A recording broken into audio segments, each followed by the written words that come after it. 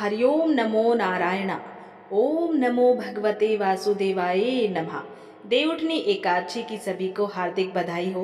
भगवान श्री हरि नारायण और माता लक्ष्मी का आशीर्वाद सभी पे सदा सर्वदा बना रहे। आज आप सुनेंगे देवउठनी एकादशी की कथा। कार्तिक शुक्ल पक्ष की एकादशी तिथि को प्रबोधनी एकादशी, देवउठनी एकादशी और देवोत्थान एकादशी के नाम से भी जाना जाता है। शास्त्रों में इस एकादशी का बड़ा ही महत्व है। इस दिन विशेष रूप से भगवान श्री हरि नारायण की पूजा अर्चना की जाती है। इस दिन चातुर्मास भी समाप्त हो जाता है। दरअसल आषाढ़ शुक्ल पक्ष की हरिशयनी एकादशी से चातुर्मास शुरू हो जाते हैं और कार्तिक शुक्ल पक्ष की एकादशी तक होते हैं। चातुर्मास के दौरान भगवान श्री विष्णु का शयन काल होता है। इन 4 महीनों के दौरान विवाह आदि सभी शुभ कार्य बंद होते हैं, जो कार्तिक शुक्ल पक्ष की देव उठनी एकादशी से फिर से प्रारंभ होते हैं। ऐसे में इन मांगलिक कार्यों को और भी मंगल बनाने के लिए आज देवोत्थानी एकादशी के दिन तुलसी विवाह कराने की भी परंपरा है। इस दिन भगवान शालिग्राम और तुलसी माता का भी विवाह कराया जाता है। तो चलिए अब सुनते हैं देवउठनी एकादशी की व्रत कथा। धर्मराज युधिष्ठिर कहने लगे कि हे भगवान, मैंने कार्तिक कृष्ण एकादशी अर्थात रमा एकादशी का सविस्तार वर्णन सुना। अब आप कृपा करके मुझे कार्तिक माह के शुक्ल पक्ष की एकादशी के विषय में भी बतलाइए। इस एकादशी का क्या नाम है तथा इसके व्रत का क्या विधान है, इसकी क्या विधि है, इसका व्रत करने से किस फल की प्राप्ति होती है, कृपा ये सब विधान पूर्वक कहिए। तब भगवान श्री कृष्ण बोले, कार्तिक माह के शुक्ल पक्ष में तुलसी विवाह के दिन आने वाली इस एकादशी को विष्णु प्रबोधनी एकादशी, देव प्रबोधनी एकादशी, देवोत्थान, देव उथव एकादशी, देव उठनी एकादशी, कार्तिक शुक्ल एकादशी तथा प्रबोधनी एकादशी भी कहा जाता है। ये एकादशी बड़े बड़े पापों का नाश करने वाली है। इसकी कथा मैं तुमसे कहता हूँ। हे युधिष्ठिर, तुम ध्यान पूर्वक इस पूरी कथा को अंत तक सुनना। एक बार की बात है, एक धर्मनिष्ठ राजा का राज्य था, जहाँ पर हर व्यक्ति, चाहे वो राजा का सेवक हो, आम प्रजा हो या फिर पशु पक्षी ही क्यों ना हो, सभी एकादशी के दिन व्रत रखते थे। उस दिन पूरे राज्य में कोई भी अन्न नहीं खाता था। केवल भगवान श्री विष्णु की उपासना और भक्ति का ही माहौल होता था। एक दिन किसी दूसरे राज्य का एक व्यक्ति उस राजा के दरबार में नौकरी मांगने आया। राजा ने कहा, मैं तुम्हें नौकरी पर रख सकता हूँ, लेकिन मेरी एक शर्त है। एकादशी के दिन पूरे राज्य में कोई भी अन्न नहीं खाता है। उस दिन तुम्हें भी केवल फलाहार ही मिलेगा। तब वो व्यक्ति बोला, ठीक है महाराज, मैं आपकी शर्त मानता हूँ। दिन बीते और एकादशी का दिन आया। जब सभी लोग फलाहार कर रहे थे, उस व्यक्ति को भी फल और दूध दिया गया, लेकिन उसका मन अशांत रहा। तब वो राजा के सामने जाकर गिड़गिड़ाने लगा और कहने लगा, महाराज, इससे मेरा पेट नहीं भरता है, मुझे अन्न दीजिए, नहीं तो मैं भूखा ही मर जाऊंगा। तब राजा ने कहा, मैंने तुम्हें पहले ही चेताया था कि एकादशी को अन्न हमारे यहाँ पे वर्जित है, लेकिन वो व्यक्ति अन्न छोड़ने को बिल्कुल भी तैयार ना हुआ। अंततः राजा ने कहा, ठीक है, तुम स्वयं अपने कर्म का फल जानो, और उस व्यक्ति को आटा, चावल और दाल दे दी। वह व्यक्ति खुशी खुशी नदी के किनारे पहुंचा, स्नान किया और भोजन बनाने लगा। जब सब तैयार हो गया तो उसने भगवान को पुकारा, आइए प्रभु, भोजन तैयार है। ये सुनते ही स्वयं भगवान श्री विष्णु पीताम्बर धारण किए चतुर्भुज रूप में उसके सामने प्रकट हो गए। वे प्रेम पूर्वक उसके साथ बैठकर भोजन करने लगे। भोजन के बाद भगवान अंतर्धान हो गए और वो व्यक्ति अपने काम पर लौट आया। कुछ दिनों के बाद अगली एकादशी आई। उस दिन वो व्यक्ति राजा के पास गया और बोला कि हे महाराज, इस बार मुझे पहले से भी दुगना अन्न चाहिए। राजा ने आश्चर्यपूर्वक पूछा, क्यों भाई? वह बोला, महाराज, पिछली बार जो आपने अन्न दिया था वो मुझे कम पड़ गया। मेरे साथ भगवान श्री विष्णु भी भोजन करने आते हैं, इसीलिए अन्न कम पड़ जाता है। ये सुनकर राजा चकित रह गया और बोला, क्या भगवान सचमुच तुम्हारे साथ भोजन करते हैं? मैं तो नित्य पूजा, व्रत और भक्ति करता हूँ, फिर भी मुझे उनके दर्शन नहीं हुए। वह व्यक्ति तब बोला, महाराज, यदि विश्वास न हो तो आप इस बार मेरे साथ चलकर स्वयं देख लें। अगली एकादशी को राजा उसके साथ गया और एक पेड़ के पीछे छिपकर बैठ गया। तब वह व्यक्ति हमेशा की तरह स्नान का भोजन बनाने लगा। फिर उसने बार बार भगवान को पुकारा, हे विष्णु, हे प्रभु, आओ, भोजन तैयार है। लेकिन इस बार भगवान न आए। शाम तक वो व्यक्ति पुकारता रहा। फिर दुखी होकर बोला, हे प्रभु, यदि आप आज नहीं आए तो मैं इस नदी में कूदकर अपने प्राण त्याग दूंगा। ये कहकर वो सच में नदी की ओर बढ़ा। उसके सच्चे भाव और दृढ़ निश्चय को देखकर भगवान श्री विष्णु तुरंत प्रकट हुए और बोले, रुको भक्त, मैं आ गया हूँ। फिर भगवान उसके साथ बैठकर प्रेम पूर्वक भोजन करने लगे। भोजन समाप्त होने के बाद उन्होंने उस व्यक्ति से कहा, अब तुम मेरे धाम चलो, और उसे अपने दिव्य विमान में बिठाकर बैकुंठ लोक ले गए। ये सब देखकर राजा स्तब्ध रह गया। उसके मन में विचार उठा, मैं तो वर्षों से व्रत रखता हूँ, पूजा भी करता हूँ, लेकिन मेरे मन में अभी तक सच्ची भक्ति नहीं है। शायद इसीलिए भगवान ने मुझे दर्शन नहीं दिए हैं। यह व्यक्ति तो नियम तोड़कर भी भगवान के प्रति निष्कपट भाव रखता था, इसीलिए उसे प्रभु के दर्शन हुए हैं। उस दिन के बाद राजा का दृष्टिकोण बदल गया। उसने समझ लिया था कि केवल व्रत, उपवास या कर्म कांड करने से नहीं, बल्कि शुद्ध हृदय, सच्ची श्रद्धा और प्रेम से ही भगवान की प्राप्ति होती है। वह व्यक्ति तो वैकुंठ चला गया और राजा ने भी उसी दिन से मन, वचन और कर्म से सच्चे भाव से व्रत करना आरंभ कर दिया और जीवन के अंत में राजा को भी स्वर्ग लोक की प्राप्ति हुई।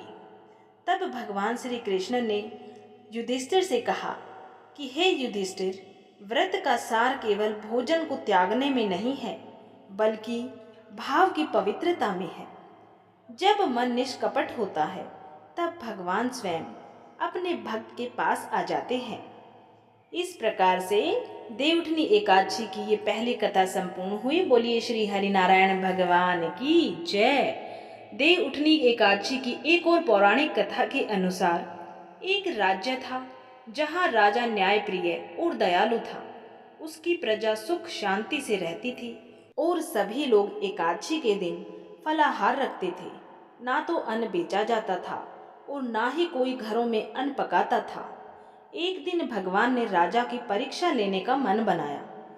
वे एक मनोहर सुंदरी का रूप धारण करके नगर के किनारे सड़क पर बैठ गए। जब राजा वहां से गुजरते हुए उस सुंदरी को देखकर अचंभित रह गए और उनसे सुंदरी से राजा ने पूछा, हे सुंदरी, तुम कौन हो और यहाँ क्यों बैठी हो? तब सुंदरी रूप के भगवान ने कहा, मैं निसहाय हूँ। इस नगर में मेरा कोई भी परिचित नहीं रहता है। मैं बिल्कुल अकेली हूँ। मुझे आश्रय और सम्मान दोनों चाहिए। राजा उस रूप की सम्मोहन से प्रभावित हो गया और तुरंत बोला, तुम मेरे महल आकर मेरी रानी बनकर रहो। सुंदरी ने शर्त रखी, ठीक है, पर राज्य का अधिकार मुझे सौंपा जाएगा। राज्य पर मेरा पूर्ण रूप से अधिकार होगा। जो मैं आज कहूँ वही होगा। राजा ने मोह में आकर उस स्त्री की सारी शर्तें स्वीकार कर ली। अगले दिन एकादशी थी। रानी ने आदेश दिया कि बाजारों में अन्न बेचा जाए और रानी ने घर में मांस मछली वाला भोजन बनवाकर राजा से खाने को कहा। तब राजा ने स्मरण कराया कि आज एकादशी है और मैं एकादशी के दिन केवल फलाहार लेता हूँ। तब वो रानी कटु स्वर में बोली, या तो आप मेरे कहे अनुसार भोजन करेंगे, नहीं तो मैं किसी बड़े राजकुमार का सिर कटवा डालूंगी। राजा संकट में पड़ गया। तभी बड़ी रानी यानी कि राजमाता ने कहा, महाराज, धर्म मत छोड़ो। पुत्र का त्याग हो सकता है पर धर्म का त्याग नहीं हो सकता है। उसी समय बड़ा राजकुमार खेल के आया। माँ की आंखों में आंसू देखकर उसने उसके दुख का कारण पूछा और जब सब कुछ जान लिया तो निश्चय कर लिया कि मैं अपना जीवन देता हूँ ताकि पिता का धर्म बना रहे, और वह सिर देने को तैयार हो गया। राजा पुत्र का त्याग स्वीकार ही करने लगा था कि तभी रानी का स्वर बदल गया और वो सुंदरी रूप में प्रकट हुए भगवान श्री विष्णु थे। भगवान श्री विष्णु ने मुस्कुरा के कहा, हे राजन, तुम इस कठोर परीक्षा में उत्तीर्ण हुए हो। भगवान श्री हरि नारायण प्रसन्न होकर राजा से वर मांगने को कहने लगे। तब राजा ने विनम्र भाव से कहा, आपने जो दिया है वही सब मेरे लिए काफी है। अब आप हमारा उद्धार कीजिए। तब एक दिव्य विमान प्रकट हुआ। राजा ने राज्य पुत्र को सौंप दिया और भगवान श्री हरि नारायण के साथ विमान में बैठकर परम धाम को चले गए। बोलिए श्री हरि नारायण भगवान की जय। देवउठनी एकादशी की एक और पौराणिक विशेष कथा। ये कथा पद्म पुराण और व्रत चिंतामणि ग्रंथों में भी वर्णित रूप से प्रसिद्ध है। इस कथा के अनुसार बहुत समय पहले की बात है। सूर्य वंश के एक महान धर्मप्रिय राजा थे। उनका नाम था राजा मंधाता। कुछ प्रादेशिक बोलियों में इन्हें राजा बंधाता भी कहा जाता है। वे अत्यंत ही पराक्रमी, न्यायप्रिय और दयालु राजा थे। उनके राज्य में प्रजा सुखी थी, कोई अपराध नहीं होता था और लोग धर्म मार्ग पर चलते थे। हर प्रजा के घर में भगवान श्री विष्णु की भक्ति होती थी। राजा स्वयं प्रतिदिन तुलसी दल से भगवान श्री हरि नारायण की पूजा करते थे। उनका राज्य अयोध्या की तरह ही समृद्ध था। सब कुछ सुचारू रूप से चल रहा था। एक समय ऐसा आया कि लगातार 3 वर्ष तक राजा के राज्य में वर्षा नहीं हुई। नदियां, झीलें, सरोवर सब सूख गया। धान, गेहूं, जौ सब नष्ट हो गए थे। लोग भूख और प्यास से तड़पने लगे थे। पशु पक्षी तक मरने लगे। राजा ने बड़े यज्ञ करवाए, लेकिन वर्षा का नामो निशान नहीं था। राजा मंधाता बहुत चिंतित होने लगे। उन्होंने अपने मंत्री और पुरोहितों से कहा, हे गुरुजनों, मैंने सत्य का पालन किया, कभी भी अन्याय नहीं किया, सब धर्म कार्य भी किए, फिर भी यहाँ वर्षा क्यों नहीं हो रही है? ये कौन सा दोष हुआ? राजा ने निश्चय किया कि वह स्वयं जंगल में जाकर तपस्वियों से इसका कारण पूछेंगे। वह अपने रथ से निकल पड़े और कई वन पर्वतों को पार करते हुए एक महान योगी के आश्रम में पहुंचे। वह ऋषि अंगिरा थे, जो भगवान श्री ब्रह्मा के पुत्र और परम ज्ञानी थे। राजा ने उन्हें प्रणाम किया और विनम्रता से कहा, हे महात्मा, मैं धर्म पूर्वक राज्य चलाता हूँ, फिर भी मेरे राज्य में 3 वर्ष से वर्षा नहीं हुई है। कृपया करके आप मुझे बतलाइए कि इसका क्या कारण है। ऋषि अंगिरा ने ध्यान लगाकर अपनी दिव्य दृष्टि से देखा और बोले, हे राजन, तुम्हारे राज्य में कोई बड़ा पाप नहीं हुआ है, परंतु एक दोष अवश्य है। तुम्हारे राज्य के लोग देवउठनी एकादशी का व्रत और भगवान श्री हरि नारायण के प्रबोधन नहीं करते हैं। जब तक देवता जागते नहीं हैं, तब तक वर्षा नहीं होती है। देवता अब तक योग निद्रा में ही है, इसीलिए वर्षा रुकी हुई है। राजा मंधाता ने पूछा, हे गुरुदेव, इसका प्रायश्चित क्या हो? तब ऋषि बोले, हे राजन, इस वर्ष कार्तिक शुक्ल पक्ष की एकादशी के दिन पूरे राज्य में तुम देवउठनी एकादशी का व्रत, तुलसी विवाह, दीपदान और भजन कीर्तन कराओ। जब भगवान विष्णु को जगाया जाएगा तभी वर्षा होगी, फसलें उगने लगेंगी और प्रजा का दुख भी दूर हो जाएगा। तब राजा ने झुककर कहा, जैसी आज्ञा हो गुरुदेव। राजा तुरंत अपनी राजधानी लौटे और उन्होंने पूरे राज्य में घोषणा करवाई कि कार्तिक शुक्ल पक्ष की एकादशी के दिन सभी लोग स्नान करें, व्रत रखें, भगवान श्री हरि नारायण का पूजन करें और तुलसी माता का विवाह करें और रात में दीप जलाकर भजन करें। इस दिन को देव उठनी एकादशी कहा जाएगा। और राजा ने स्वयं भी राजमहल में विशाल मंडप सजवाया, तुलसी माता को दुल्हन की तरह सजाया, शालिग्राम भगवान को वर के रूप में विराजमान किया और पूरे नगर में दीप मालाएं जगमगा उठी। इस प्रकार से मंदिरों में भजन और शंख ध्वनि गूंजने लगी। रात के समय राजा ने स्वयं भगवान के चरणों में हाथ जोड़कर कहा, हे भगवान श्री विष्णु, कृपा करके अब आप योग निद्रा से जागिए। आपकी जागृति से ही सृष्टि का संचालन होता है। मेरी प्रजा दुखी है, कृपा करके वर्षा करें। राजा के नेत्रों से अश्रु बह रहे थे। उसी समय आकाश में एक दिव्य प्रकाश फैला और एक आवाज आई कि हे राजन मंधाता, तुम्हारी भक्ति से प्रसन्न होकर मैं जागृत हुआ हूँ। अब तुम्हारे राज्य में वर्षा होगी, प्रजा सुखी होगी और तुम्हारा नाम युगों युगों तक लिया जाएगा। जैसे ही सुबह हुई, आकाश में बादल छा गए, चारों ओर गर्जना हुई और मूसलाधार वर्षा होने लगी। तालाब, नदियाँ, खेत सभी के सभी हरे भरे हो गए। लोग हर्ष से नाच उठे। राजा ने आभार स्वरूप भगवान श्री विष्णु को सहस्त्र दीपों से पूजा और अन्नदान किया। उस दिन से राजा मंधाता ने देवउठनी एकादशी का पर्व राज्य धर्म बना दिया। राज्य के हर व्यक्ति को आदेश दिया गया कि इस दिन भगवान श्री विष्णु को जगाया जाएगा, तुलसी विवाह किए जाएंगे और दीपदान भी अवश्य ही किया जाएगा। देव उठे तो सुख मिले, धरती पर हरियाली खिले।